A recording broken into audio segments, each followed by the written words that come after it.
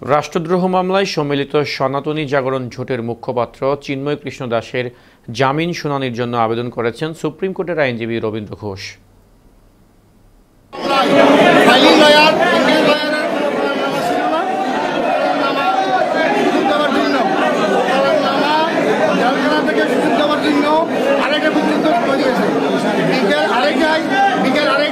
আবার আদালত করছেন, উনি ওকালতনামা নিয়ে আসার কথা বলে একজন লয়ারের আশ্চর্য আমার একজন লয়ারের আমরা ভিজিটিং কার্ড দেখে গেছেন, ওই লয়ার আসবেন।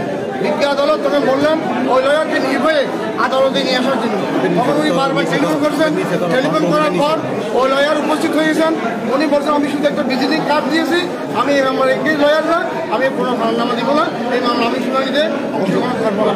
সেই কথা বলার পর যেহেতু বিজ্ঞা আদালতের আইনের বিধান মতে যেহেতু কোনো পাওয়ার ছাড়া এই মামলা শুনানি করার সুযোগ নাই, সে কারণে ওনার পিটিশনটা নথিভুক্ত রাখছেন।